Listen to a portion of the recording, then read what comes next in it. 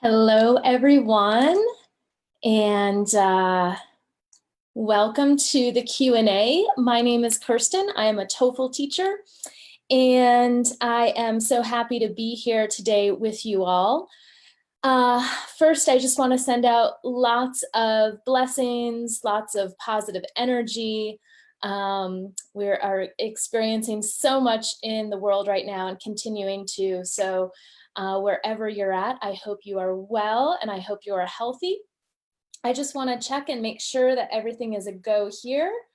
And what you can do, looks like we are a go in our study group. So what you can do is just comment with your question, and I will be keeping an eye on the comments as they come in. And if you can just drop me a hello or a hi, let me know that we are live and you can hear me okay. And just drop me a question. Okay. So yeah, when you see me looking down at my phone, it just means I'm checking out the questions in the feed. So I did have some questions come in previously a couple days ago. So I want to start with those, and then you can certainly add on. And I am the only one looking at these questions right now. So sometimes the feed just goes if there are lots of questions and lots of people. So if I don't get to your question, it probably just means that I just didn't see it. So you can ask it again, okay? We have a question. What are you up to today? Well, this is the start of my day. I'm starting off with you all, which is a wonderful thing to do, to connect to people from all over the world. I feel blessed to be able to do that. So love connecting with you guys. And later on today, I'm actually probably going to film some TOEFL videos about the reading section. Fun. And it is a beautiful day, so I want to get outside and soak up a little bit of sun and maybe do a little workout or something like that. So that's what I'm up to today. Okay, TOEFL, stay focused. We had a question that was the following. In the speaking section, is it necessary to give conclusions? No. So for example, if I was in speaking task, let's say number 2 with the announcement and the conversation, would I have to say at the end, and that's what the man thinks about this particular announcement? Or in conclusion, that's what the man says about the announcement. My answer to that is no, this is not necessary. When I took the TOEFL test, I did not necessarily have a conclusion at the end of my speaking. However, it might be a nice thing to do if, let's say, you have 5 seconds left or 10 seconds left. That's a lot of silence. So you might, if you still have time and you've already finished speaking about what you needed to say, then certainly add that conclusion. I think that's a nice thing to do if it's silent, but it's not necessary. Okay, so couple more questions before I get to these. Awesome, thank you so much for dropping these questions in the feed. I had another question, which was in the writing section, is it necessary to start supporting paragraph 1 with first or supporting paragraph 2 with second? No, this is not necessary. Some people like to do it. I think more it's for your mind to remember, like, okay, I need one reason to support, I need a second reason to support. So on my little scrap piece of paper, when I brainstorm for my writing task number 2, I'll write 1 or 2, but that doesn't necessarily mean that I have to write first, second. In fact, transitions, just that word transition, it means to get smoothly or easily from one place to another place. And sometimes when you're saying first, second, Third, it makes your writing very choppy, chop, chop, chop. So it actually does the opposite that a transition should do. So there are different ways to transition. You know, you all know those certain keywords like also or moreover, in addition.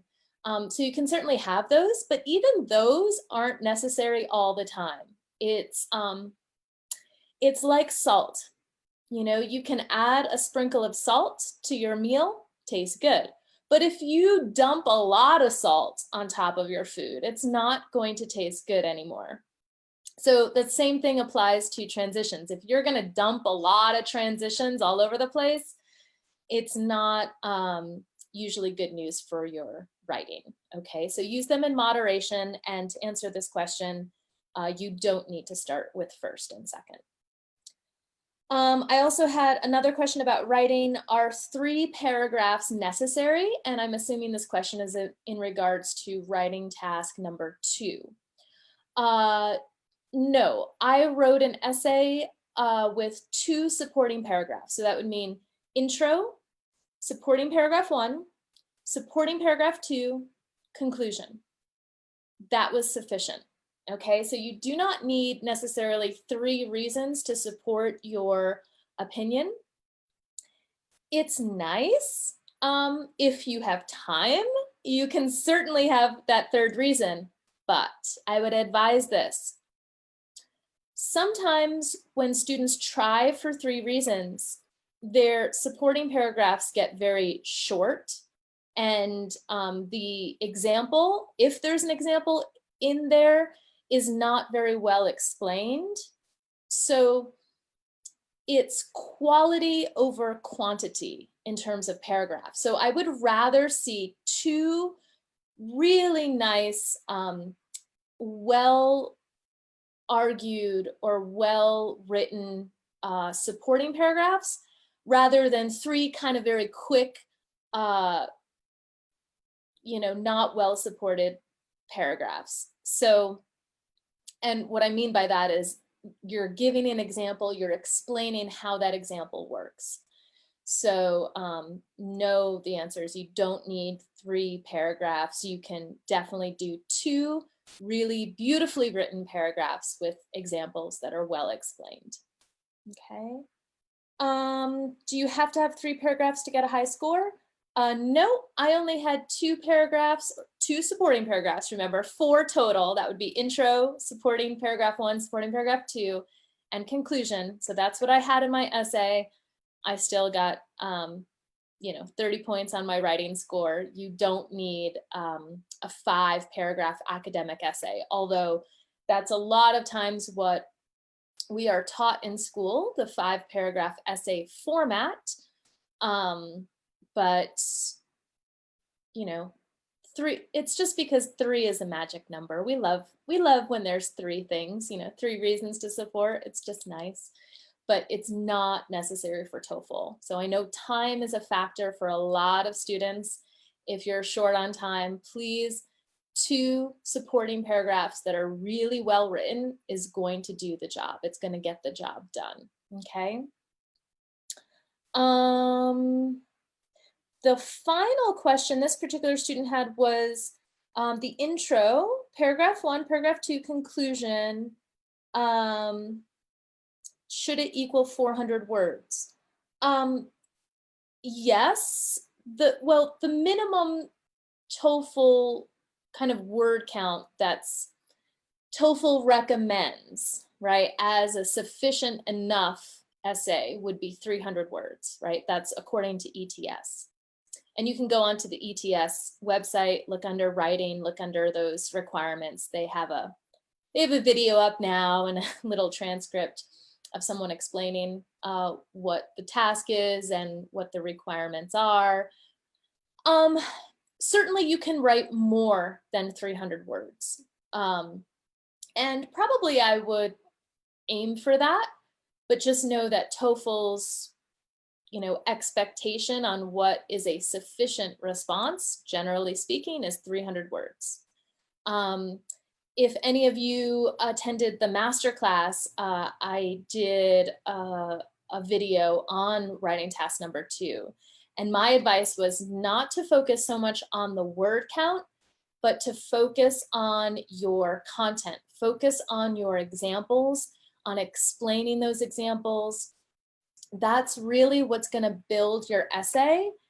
And you won't even have to worry about word count because you will have more than enough words. Okay, so I'm going to take a look at these questions coming in. I have been stuck in 21 out of 30 in writing 4 times. Any advice? So when it comes to writing, there are kind of two things to look at. One is your structure and organization. I'm assuming that's probably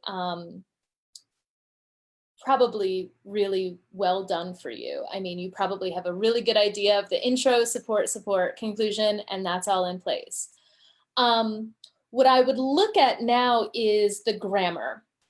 So find someone, either a TOEFL teacher, a tutor, or even a native English speaker who may be a friend.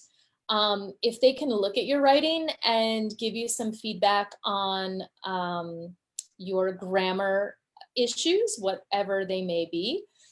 Sometimes subject-verb agreement is the thing. Sometimes it is articles and prepositions. Even for the most advanced English student, articles and prepositions are still really hard to master. It could be, you know, poor usage of or wrong usage of certain words. So just have someone look at the grammar and see what's going on there, because that might be the issue. How do I get ready enough for TOEFL during a short time? 2 weeks. Okay. 2 weeks is not a lot of time at all. And this totally depends on your level. If you're very proficient at English, you have a really solid, you know, foundation in English already, you can definitely get ready in 2 weeks. I had a student who was in my class exactly for 2 weeks, and all he really needed to know was, okay, what is the test like? What's on the test? And, you know, how does the time work? And how much time do I have to do this or that? And really, that's all he needed. And he scored really high. I think his score was a 116. So, you know, it is absolutely possible to prepare in 2 weeks. However, depending on your level, you know, if you're really struggling with reading skills, if you're really not familiar with a lot of high level, you know, academic vocabulary, that's going to be hard to get a certain score within 2 weeks. And also it really depends on what score you're looking for, right? So if it were me, if I only had 2 weeks to study for this test, I would probably want to practice a test online a couple of times just to get the feel for how it works online, how to navigate it. And I would probably also record myself speaking and just listen to myself at least once or twice, and look at some example essays of what students are, what high level writing responses are. And that would be it. That's probably all I would have time for, honestly, in 2 weeks. Let's see. I'm reading here, the writing section is too hard for me. What's hard about it? What's difficult about it? And that will tell me a little bit more how I can help you.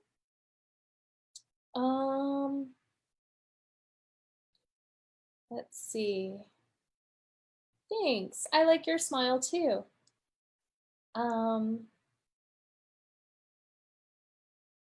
Okay.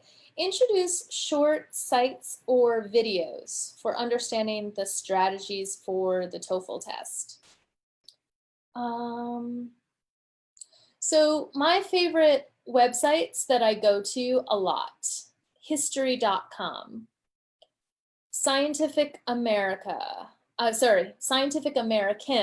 TED.com under podcasts. I like that for listening practice. I like to read the transcript.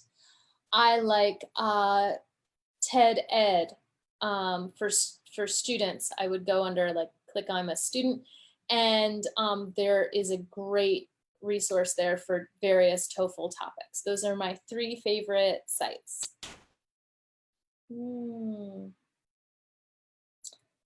Okay.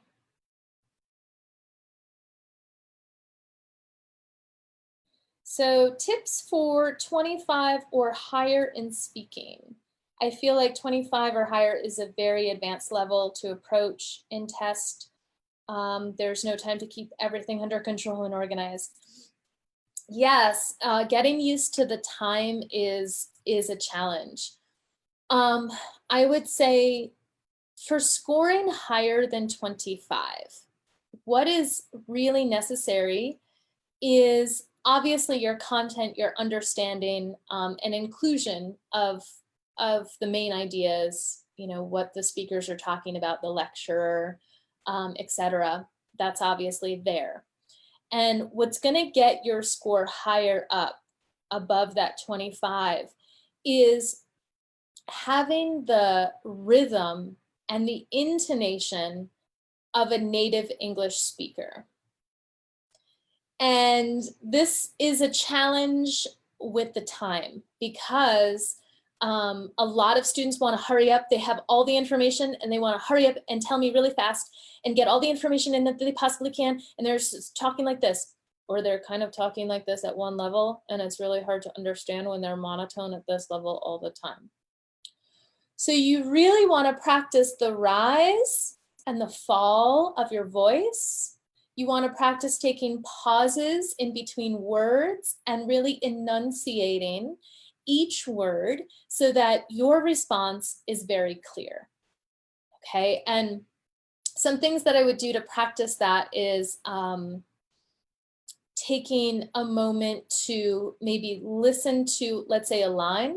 Let's say you go to, let's say, Scientific American podcast, and you would press play on one of those very short podcasts. Listen to what the lecturer is saying and just take one line and imitate it. Okay, just mirror it and see if you can imitate exactly when the voice goes up, when the voice comes down. You might, the Scientific American, they tend to speak really fast. So you can also go to the other website I mentioned, the TED Ed, and see, because they're a little bit slower there, a little bit easier to see the rhythm and the intonation. So that's what I would work on if you're looking to get closer to, 25 points, higher than 25 points. Vocabulary, this question comes up a lot. So a lot of people ask about TOEFL 400 must-have words. It's a free PDF document that is floating around out there. If you just type it in and search for 400 must-have words for the TOEFL, you will find it. I like that one. I don't think it's a bad resource at all. I like things that instead of like a big list, I like things that break things down. So that will have like 10 words to start with, and they'll give the word and definition. And then it'll use it in an example sentence. And then it has exercises for you to practice with. So I like books like that. I think the Barron book, the TOEFL Barron vocabulary book, is also similar in that way, where it offers the context along with the word. So those would be 2 useful vocabulary resources for you. I'd also recommend, if you're practicing reading, if you're practicing listening, vocabulary is everywhere. And it's just noticing it. So if you're listening to a TOEFL lecture, for example, and there are a couple of words, now you don't want to do every single word. You want to do the words that are more necessary for you to understand what the lecture is talking about. So I would say maybe pick 5 words that you don't know and look their, definition up, and keep it like a journal, keep a TOEFL vocabulary notebook for yourself so that you can write down these words, their definition, use it for yourself in a sentence, and use it repeatedly after that. That's the thing, right? Because we could write it down once and then forget it. But it's that going back with repetition with that word that's going to allow you to memorize it and for it to be in your TOEFL bank, so to speak. All right. Oh, what is the TOEFL test and where could I take it?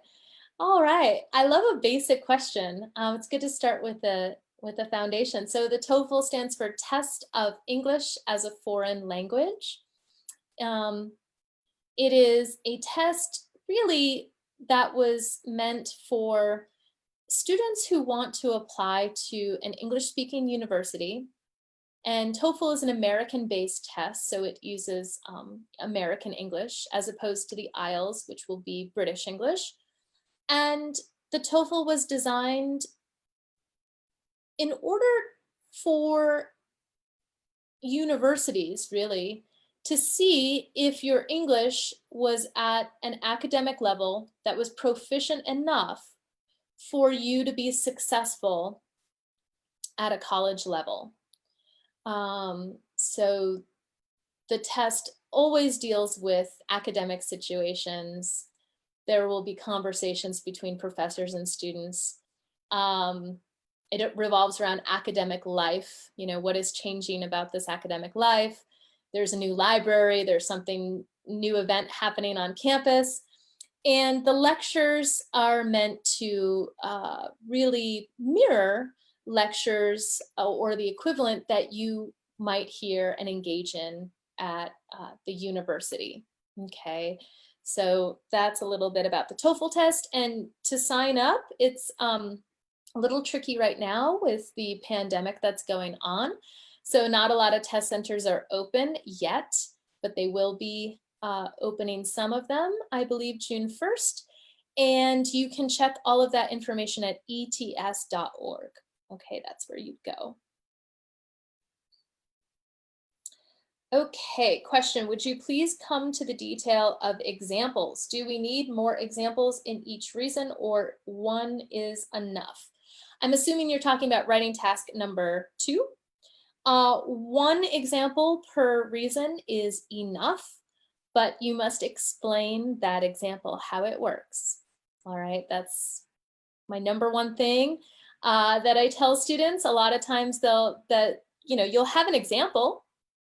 For sure, you'll have an example.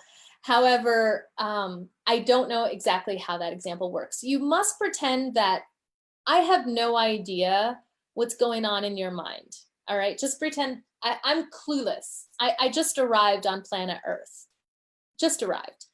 And your job is to really explain how something works. All right, so you have your reason to support your opinion, whatever that is. You're going to give me one more sentence to explain that topic sentence. And then you can introduce your example. Okay. Once you introduce your example, you're going to give me another sentence that explains a little bit more about how that example works. And I'm guessing there might not be just one sentence. There'll probably be 2 or 3 to explain how that example works. Okay. So just observe, you have to practice writing. You have to just write it. So next time you write yourself a writing task number 2, just look at what your supporting paragraph is doing. Where's the introduction of the example? Where's the explanation of it? But one example is enough. How many hours per day do you recommend for listening practice? Okay, this is an interesting question. I don't recommend hours a day. That's a little bit too many hours for really any sort of sustained study. You do have to take breaks. So what I would recommend is probably listening to at least, and this again, it depends on your level.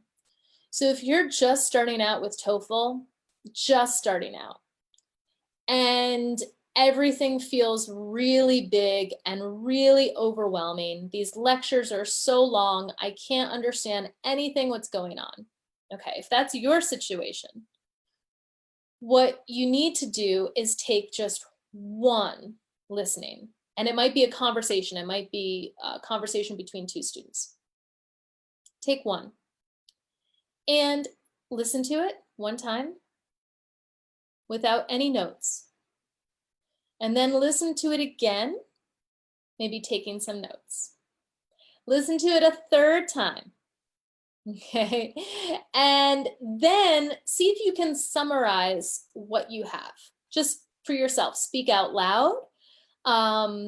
You can write down the summary of what you think happened between these two students or professor and student, whatever the case may be, the conversation. And then look at the transcript. Okay, so how long did that take you? I don't know, probably about 45 minutes, 40 minutes maybe. Okay, now, and I would do it step by step if you're just starting out. Again, small little pieces of breaking down, you know, if it's a big lecture, break it down bit by bit. You know, maybe you just do that exercise for the first, let's say 30 seconds of a lecture. I'm just going to do this much and see if I can understand that. If your level is a little bit higher, you're more advanced, all right, and now you're looking to improve your listening score.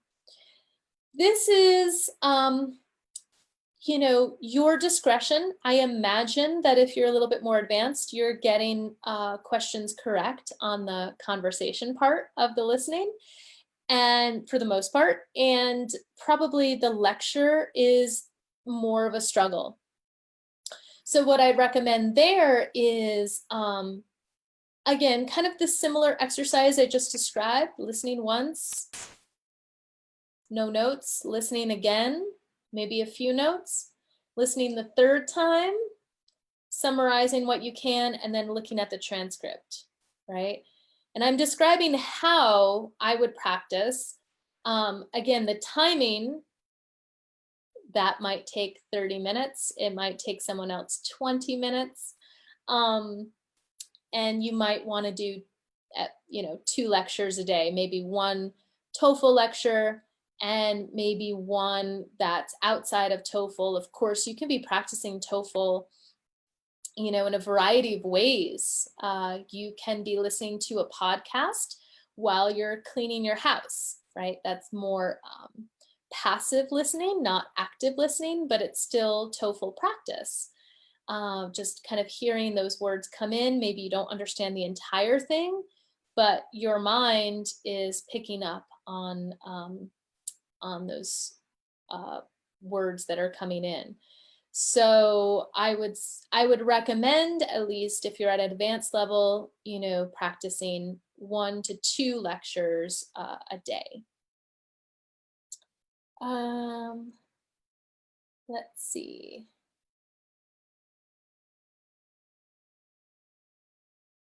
Okay.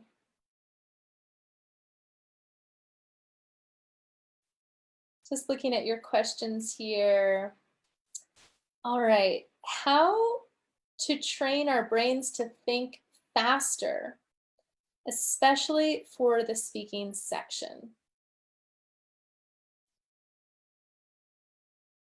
Okay. So this is a challenging question because I think what you want to do, hopefully, there's kind of 2 components, because at one part, your brain is listening or reading information, right? As speaking task number 3 is the reading and the lecture. And so at that point, you do, you only have 45 seconds to read, or you have this information that you're listening to that maybe you want to take notes on, and you want your brain to work quickly in that capacity.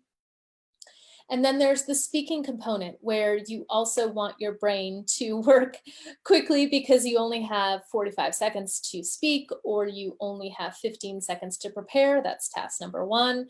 Or let's say you have 60 seconds to speak, and so you want your brain to work faster. What I think is the way to think about this is, how do I organize myself so that I can focus on the most important information and not get overwhelmed, not get scared, not have my brain shut down? Okay, I think that might be the more important, or the more, what am I looking for? The more relevant question, or what you're getting at. So when you are listening to something, what you want to do is, you might not be able to take notes, right, in the amount of time, right? You can't write down everything that's coming at you. So pause, really listen, and see if you can paint the picture of what's happening. And also trust yourself that if you didn't quite understand one point, if it's important enough, it will get repeated later on. So a main idea usually shows up, let's say if we're talking about a lecture, it'll usually show up in the beginning, somewhere in the beginning, after a little intro. It'll usually show up again somewhere in the middle, or it'll usually show up at the end when the professor says something like, well, to sum up. So paying attention and drawing the focus there to the main idea is really important, okay? When you're using your brain in that capacity in listening for something. The same applies for if you're reading a short paragraph. Oh my gosh, I only have 45 seconds. How do I make my brain work fast?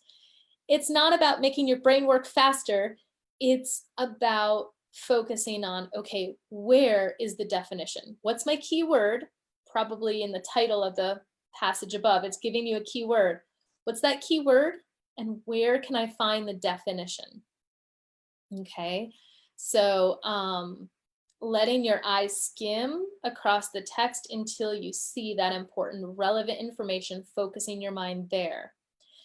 As for speaking, this is where the practice comes in. So now that you know the main idea, it's about articulating it. It's about expressing that main idea in 60 seconds, in 45 seconds.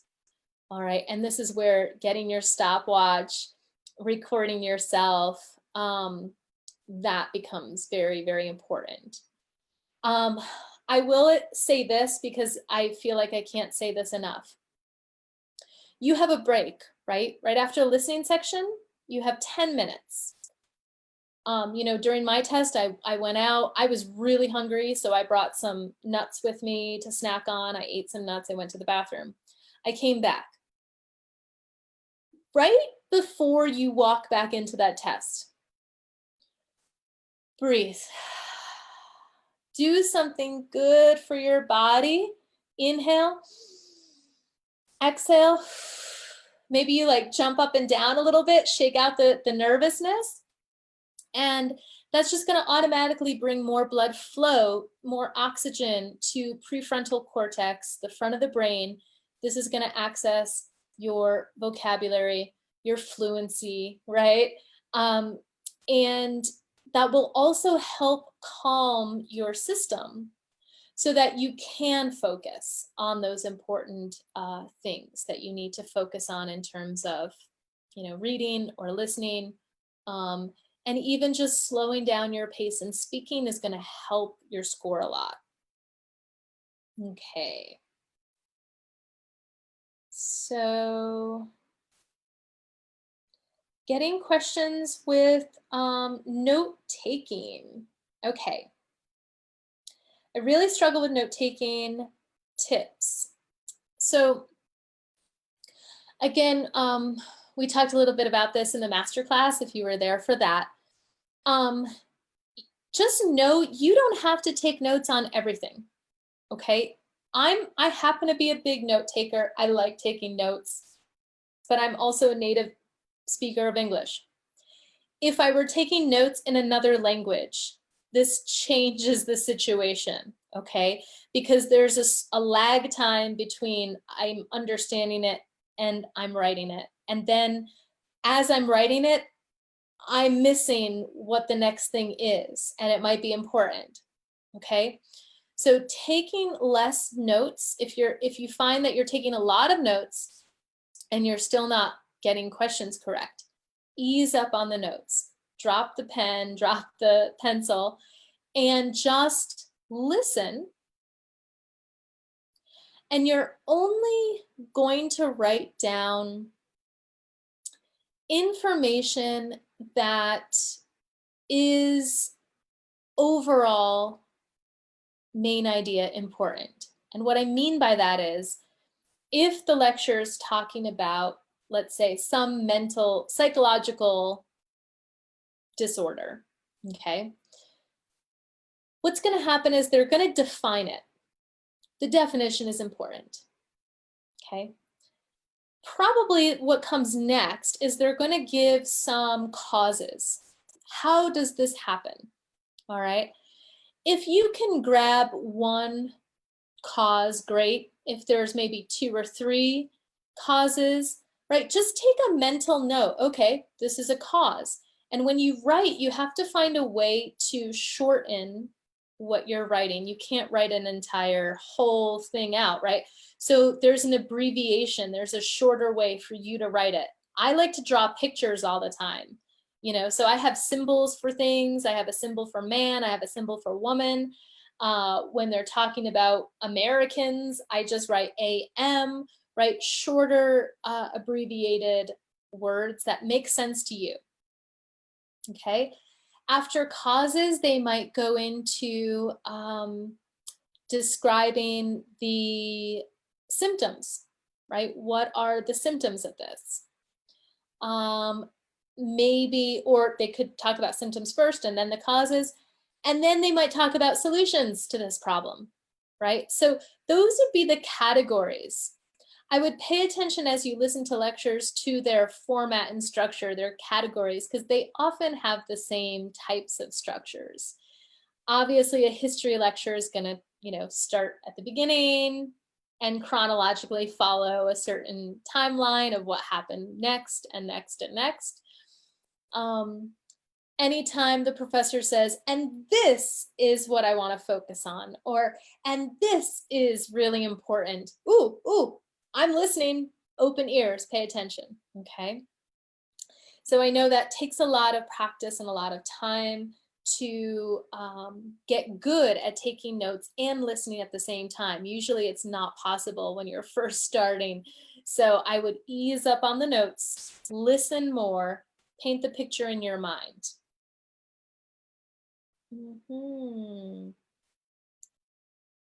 Okay. Oh my gosh, you are outstanding. Thank you. How to improve writing. Okay, so yeah, writing. writing. I'm actually doing I'll be doing a writing class starting this Monday. There are a few spots still left in that class. If you want to join me, just private message me and I'll give you the information about that class.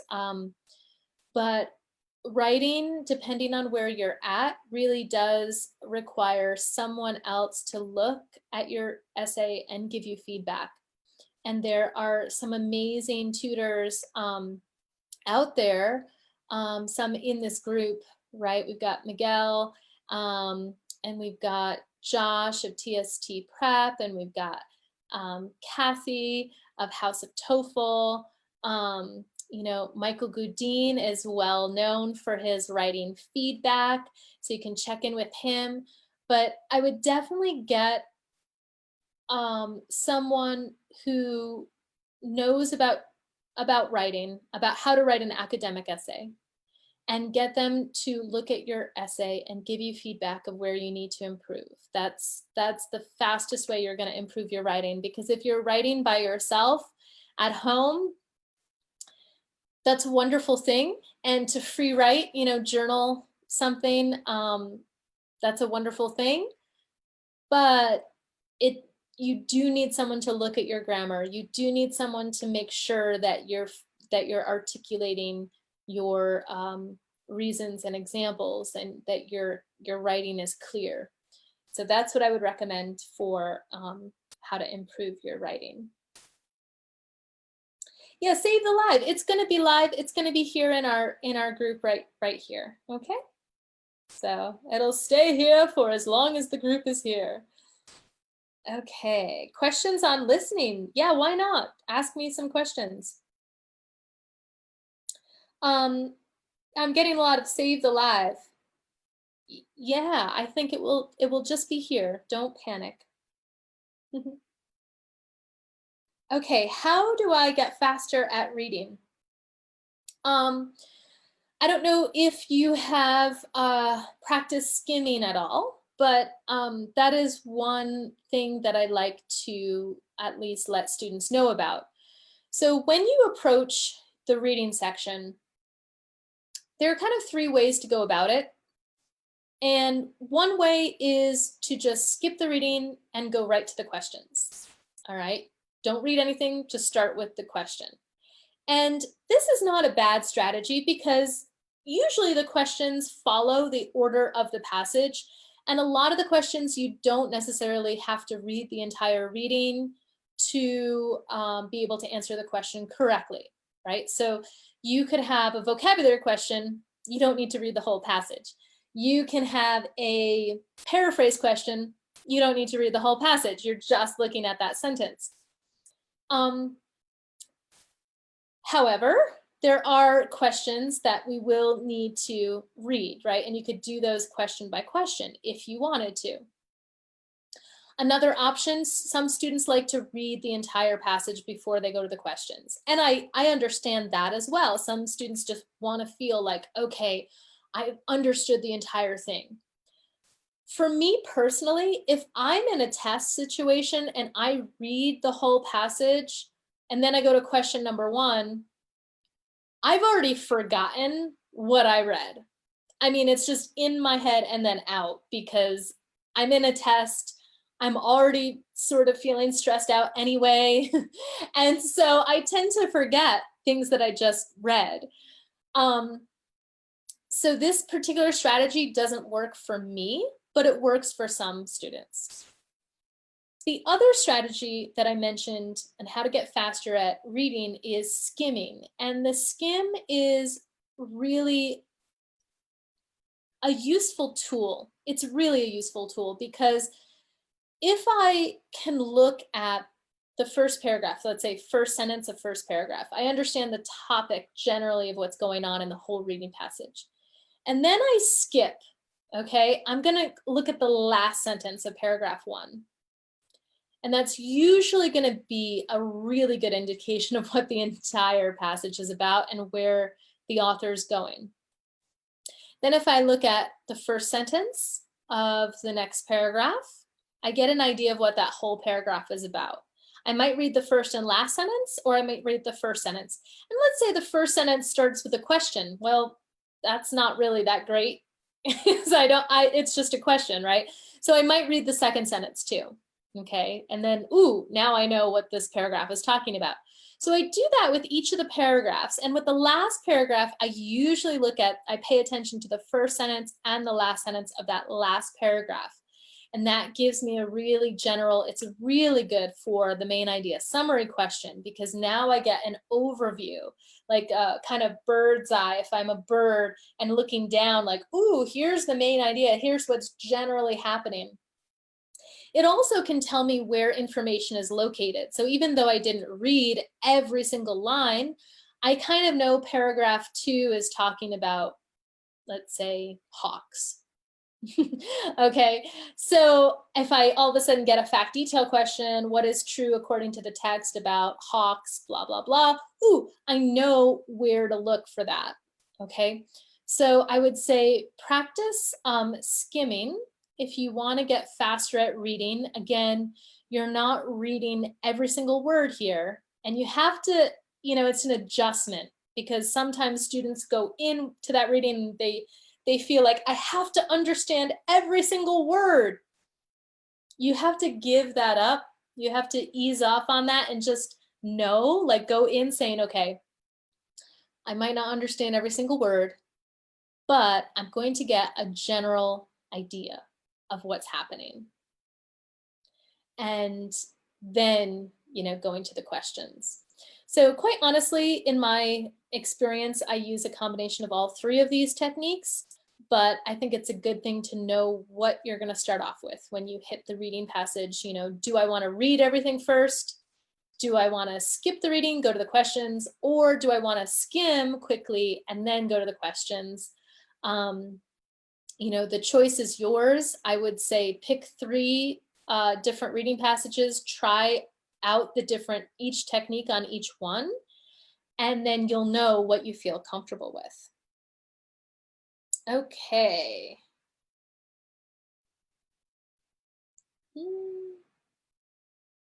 These are such great questions. I know I probably won't get to all of them, but let's see, what can I do? All right, this is a really great question. Thanks, Brian.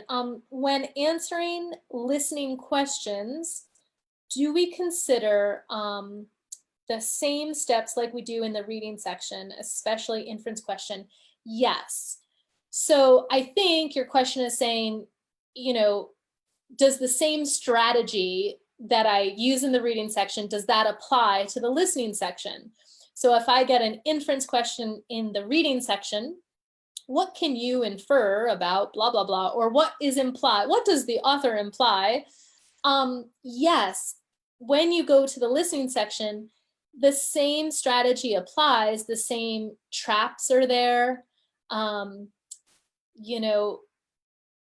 can eliminate the not mentioned, you can eliminate the too extreme choice. If the listening didn't say that, it didn't say always, then eliminate that one.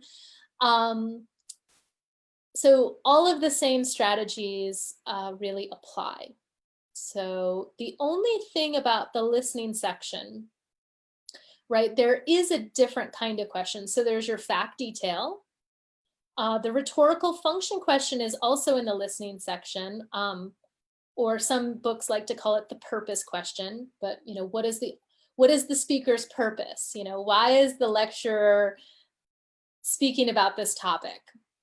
Is it to argue something? Is it to explain something? Is it to describe something? Sometimes that rhetorical function question will look just like one, you'll listen to just one line. Why does the student say this? I'm really, really, really sad. And now you have four choices of why the student says that. So that question is there, fact detail, rhetorical function. Your inference question will be there. The question that is in listening, that is not in the reading section, is the speaker's attitude. So this often will use adjectives in the answer choices. What's the speaker's attitude toward environmental activism? So you might see in the choices, the speaker feels positive about activism. The speaker has doubts about activism, environmental activism, things like this. So that's the only thing kind of to be aware of, is that other kind of question type. But the same strategies, if you really, were paying attention to the traps in the reading, they're all the same traps in the listening section too. There's nothing new. There's still going to be something not mentioned, too extreme, false statement. If you get into the real details of false statement, you get into like a false causality. It's saying like, this is because of this, when there wasn't that relationship in the text. So I hope that answers your question. You can just carry over all those strategies you learned in the reading. You can absolutely apply them to the listening.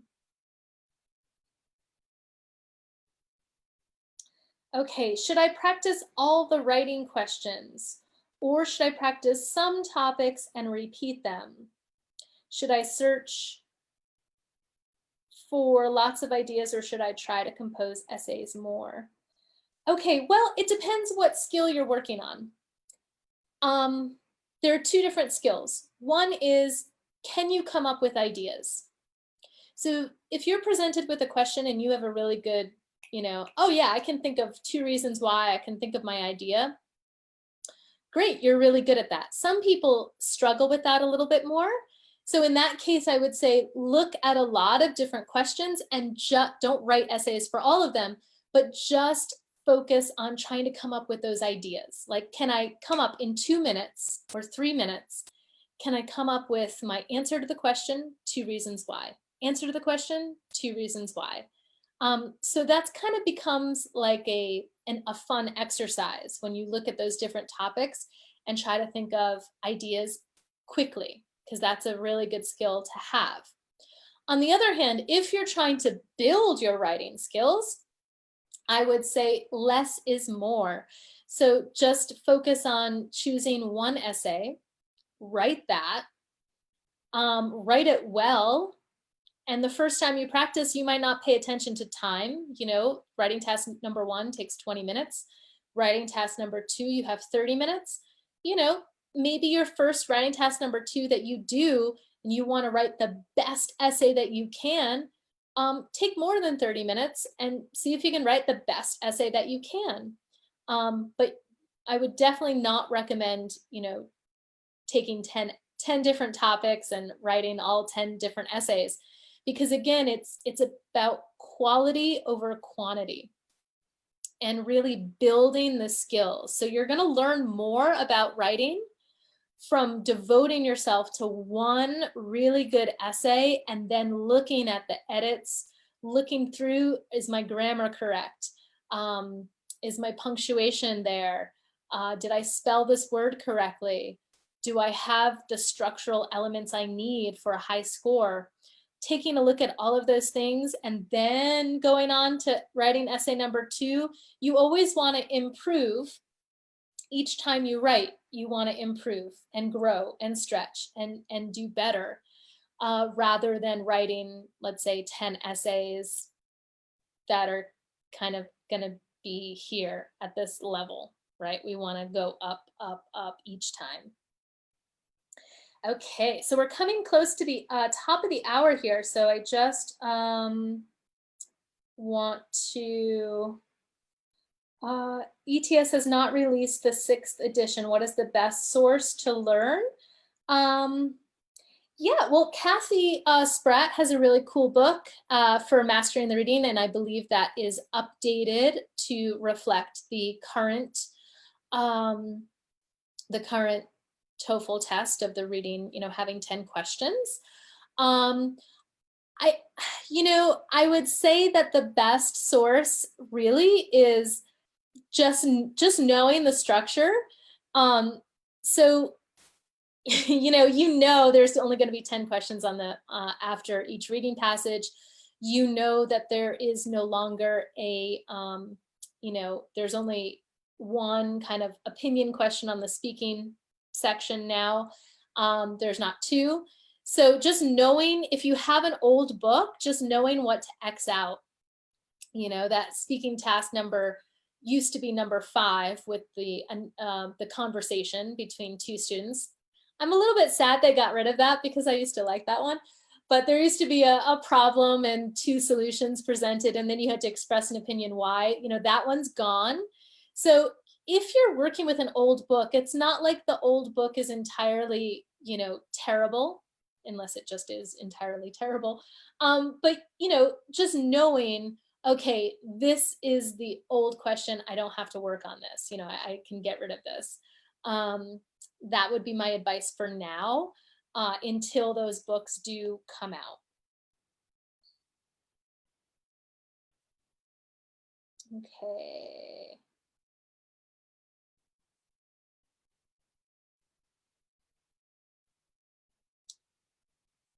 Where should I start preparing for TOEFL? Well, let's see.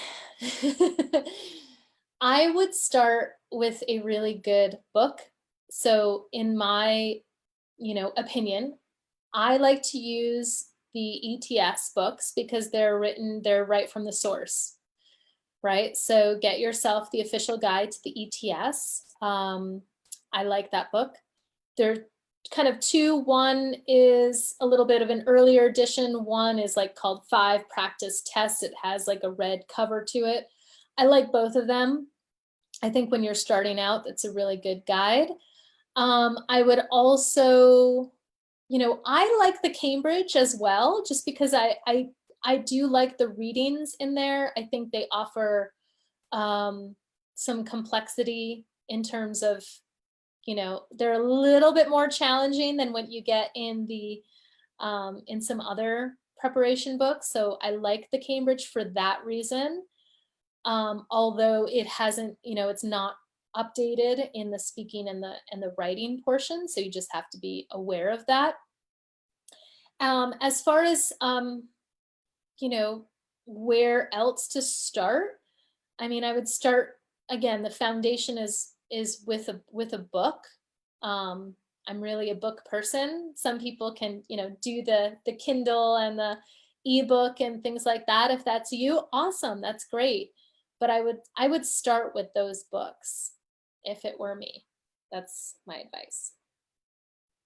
You're an amazing teacher. Thank you for all your help. Thank you so much.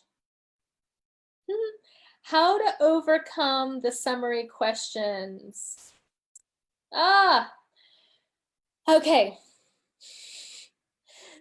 So I'm gonna give you a really brief, okay? But it's hard because I don't have like an example and a whole spiel, okay? Here's what I do.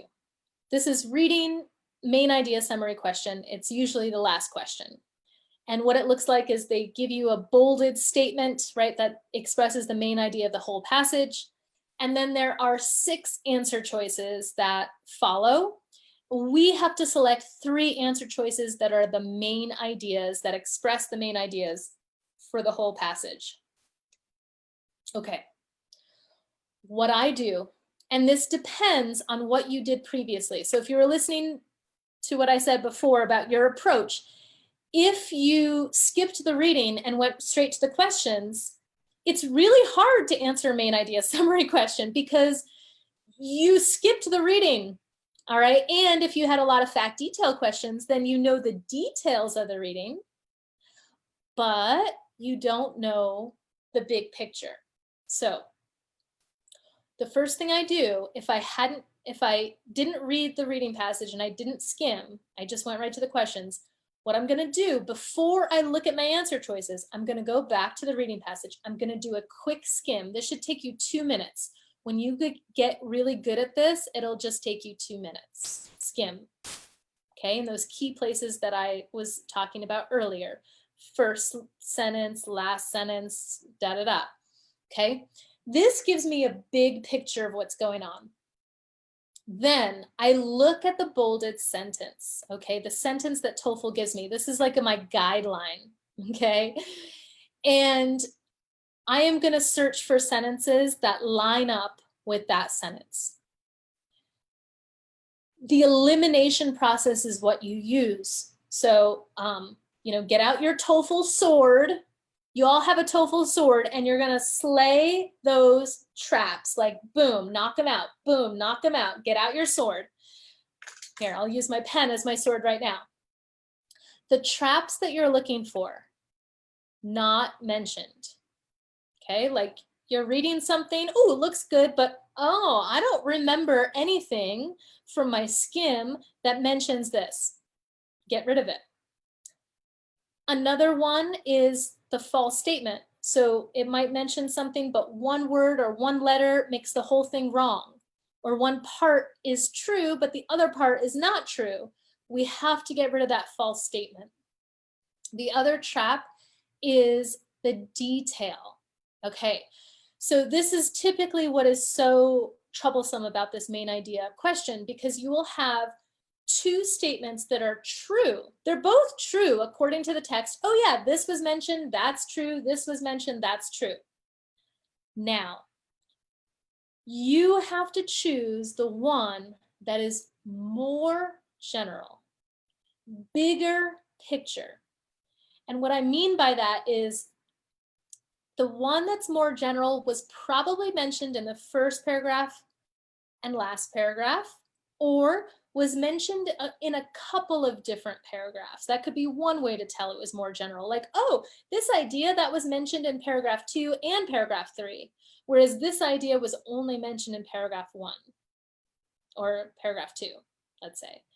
Okay.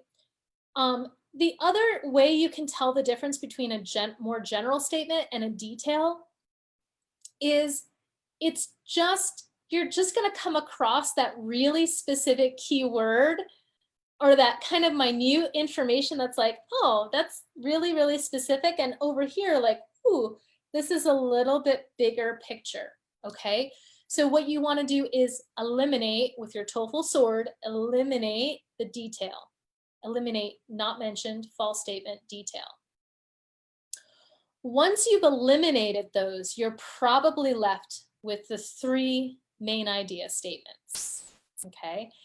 And also watch out for this.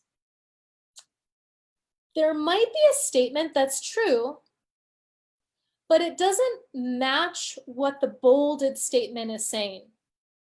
So for example, if the bolded statement says, there are different strategies to obtain health.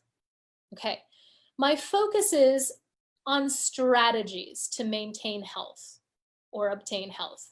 So maybe a strategy is jogging. Okay, maybe another strategy is eating healthy. Maybe another strategy is taking baths and being mentally positive all the time, you know, like mentally and emotionally well balanced. Doing breath work. Oh, that's a strategy for obtaining health. If you had a statement that said,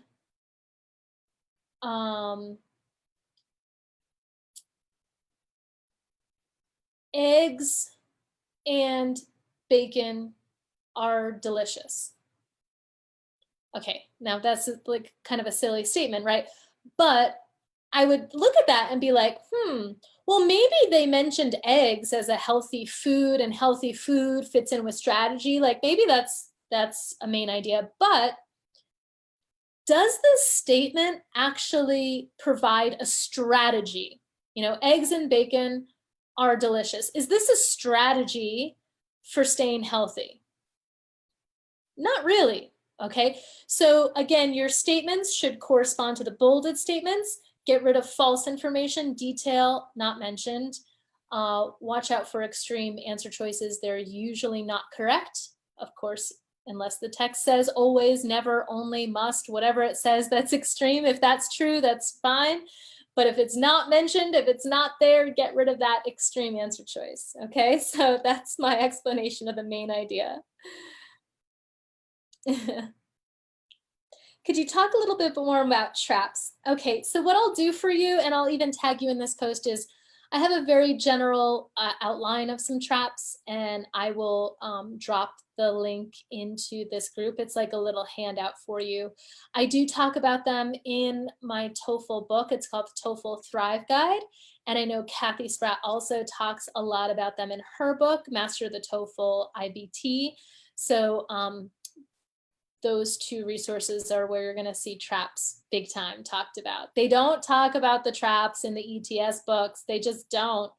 But I think it's really fundamental. It's really helpful to understand how these traps work. And very soon I'll have an online course available that will detail all those traps. It'll go through every single reading question type and alert you to the traps that are there and how to avoid them, okay? For those of you who don't want to sit down and read a book, I get it. We're in a different time. Okay, I'm just going to take one more question here because we're past our hour, and I really, really appreciate you all being here.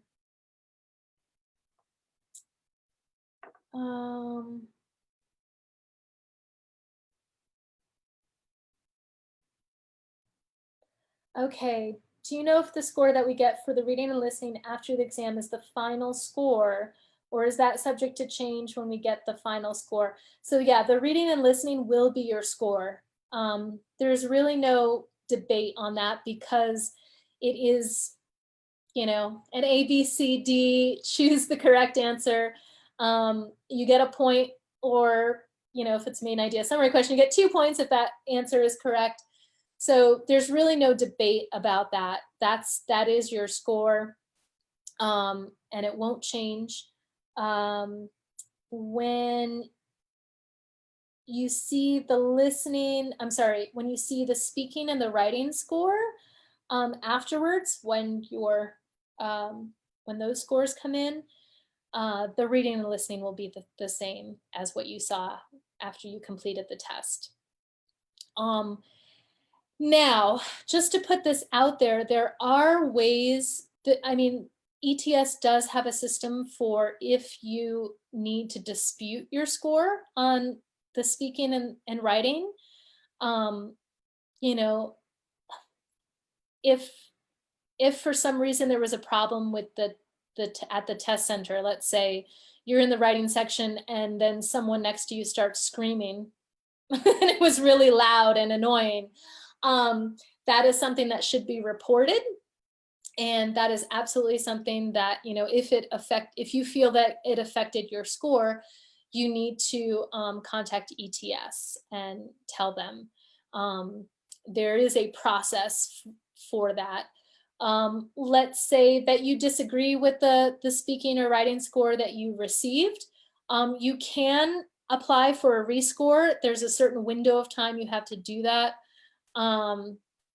There is a chance if you do get the rescore that the score could drop down if they score it again. Okay, it could go up, but it could go down. So you have to also think about that as well.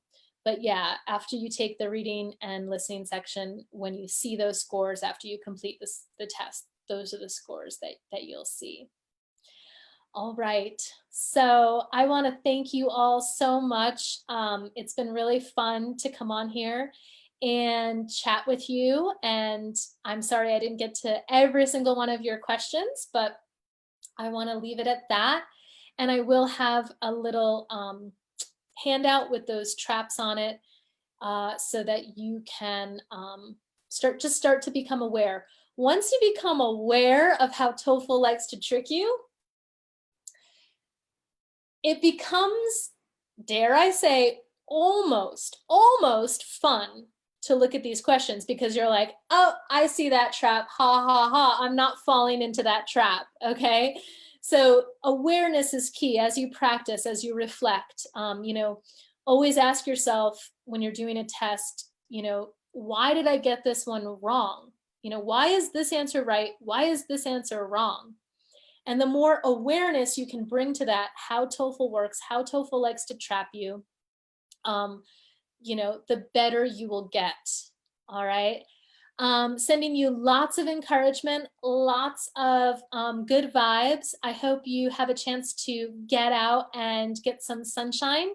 That is really important. We need our vitamin D, and also be healthy, be happy, and you know, I say this a lot. I'm going to say it again. The TOEFL is just a test. You are so much more than a test. So I know, because when I was a student, I used to just, you know, think this was my world. And it feels like that. It feels like your whole world depends on this test score. If I don't get this test score, I can't do XYZ. And that can feel really stressful. But please know you are so amazing and you can share your gifts with the world at this moment right now, with or without the TOEFL test. And I encourage you to just feel all of your gifts, feel how amazing you really are. And, you know, take breaks, breathe, and then go back into your studies with that new perspective and that new attitude. I wish you well and have a wonderful rest of your day or evening, wherever you're at. We're going to end here at 11:11, perfect time. Take care. See you next time.